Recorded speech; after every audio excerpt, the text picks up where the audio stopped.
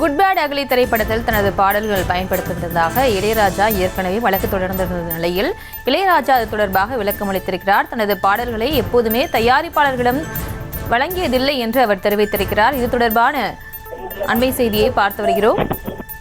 இது தொடர்பான இவர்களோடு இணைகிறார் எமது செய்தியாளர் மதியழகன். வணக்கம். இந்த வழக்கு தொடர்பான முழு விவரம். குட் பேட் அக்லி திரைப்படத்தில் தனது அனுமதி இல்லாமல் தாம் இசையமைத்த பாடல்கள் பயன்படுத்தப்பட்டுள்ளதாக கூறி இளையராஜா சென்னை உயர்நீதிமன்றத்தில் மனு தாக்கல் செய்திருந்தார். இந்த மனுவை விசாரித்த உயர்நீதிமன்றம் இளையராஜாவினுடைய பாடல்களை பயன்படுத்த இடைக்கால தடை விதித்திருந்தது. இந்த இடைக்கால தடை நீக்க கோரி மனு தாக்கல் செய்த மைத்ரி மூவி மேக்கர்ஸ் நிறுவனம் குட் பேட் அக்லி திரைப்படத்தில் இடம்பெற்ற பாடல்களின் உரிமையை சோனி நிறுவனத்திடமிருந்து பெற்று பயன்படுத்தியதாகவும் தற்பொழுது இளையராஜா பாடல்களை குட் பேட் அக்லி திரைப்படத்திலிருந்து நீக்கியிருப்பதாகவும் தெரிவிக்கப்பட்டது. இந்த வழக்கில் தங்களையும் இணைத்துக் கொள்ள கோரி சோனி நிறுவனம் சார்பில் ஏற்கனவே மனு தாக்கல் செய்திருந்தது.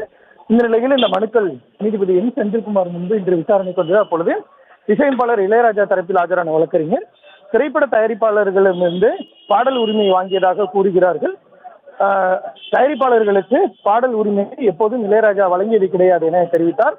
பதிப்புரிமை சட்டப்படி இசையமைப்பாளர்களிடம்தான் பாடல் உரிமை உள்ளது என்றும் ஒட்டுமொத்த படத்திற்கு தயாரிப்பாளர் உரிமை இருந்தாலும் பாடல்களை தனியாக எடுத்து மூன்றாம் நபருக்கு விற்க தயாரிப்பாளருக்கு உரிமை இல்லை என இளையராஜா தரப்பில் தெரிவிக்கப்பட்டது.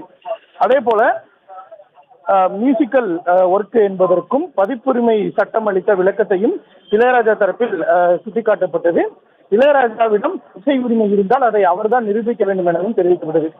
அதே போல WL இசை நிறுவனத்தின் சார்பில் ஆஜரான வழக்கறிஞர் எம் வேல்முருகன் தாங்கள் தான் பாடல்களை விற்றதாகவும் தங்களுக்கு பாடல்களின் உரிமையை கடந்த 2008ஆம் ஆண்டு AVM நிறுவனம் வழங்கியதாகவும் அதன் அடிப்படையில் தான் பாடல் பயன்படுத்தப்பட்டதாகவும் தெரிவிக்கப்பட்டது.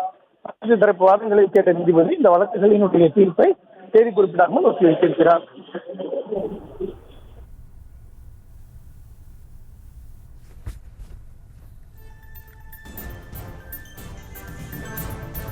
விவரங்களுக்கு நன்றி மதியழகன்.